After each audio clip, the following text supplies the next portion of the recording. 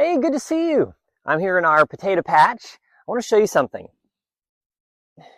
Right here, where our potatoes are going to be growing, we have this dark, crumbly, good-smelling stuff that's called compost. Some people call it black gold, and it's one of the most important things that we use in our garden here. So what is compost?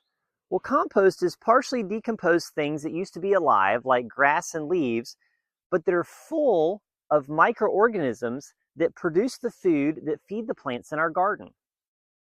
And here's what's amazing. We didn't just invent compost. It's actually what we see in nature. So if you look down here in the forest, all these leaves fall down on the ground, and they don't just pile up year after year into a huge mass. They actually are decomposing into this rich compost material right underneath the leaves.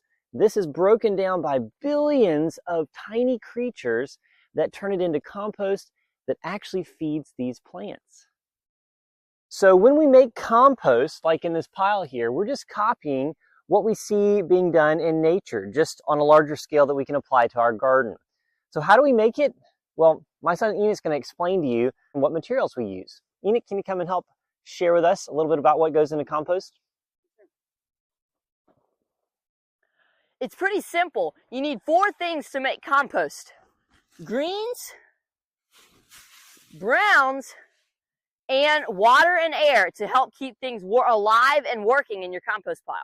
When we make big piles on the farm, we use nitrogen like animal manure to help it break down and become compost way faster.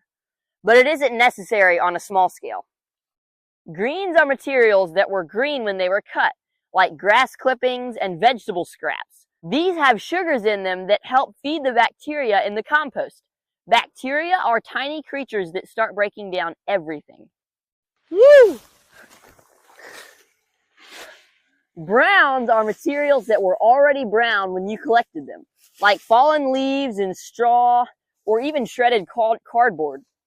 These feed the fungus in the compost. Fungus is actually what breaks down the tougher stuff. One more thing. There are some things you normally do not want to put in your compost. No meat, no dairy, no pet waste.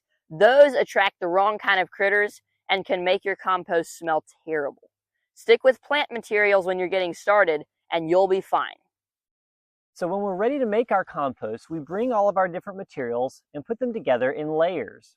The container or pile where you make compost might be small or large, but you'll add your materials and then make sure that they stay nice and moist, not soaking wet, just damp like a wrung out sponge. And we don't pack it too tight because we want these creatures to have air to breathe, just like we do. And as the compost breaks down, we will turn it and mix it up to make sure that there's still plenty of air for the microbes. And we'll add water as necessary to make sure that they don't dry out. Our compost is ready to use when it is partially broken down and nice and crumbly, that it smells good and looks kind of like that decomposed layer right underneath the leaves in the forest floor. So you can see this is fresh material and this is composted material.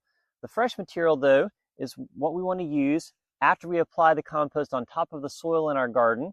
We want to cover it with a nice mulch blanket to keep the microbes from being exposed to the sunlight and drying out.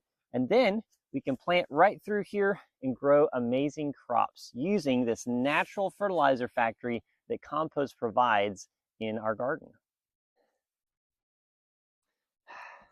Here's what I love about composting. Most people look at grass clippings and old leaves and kitchen scraps and think, that's trash. But you know what? It's not. It's actually a resource. In nature, nothing is wasted. Every leaf that falls becomes food for the next thing that grows. We're just following that same design with compost.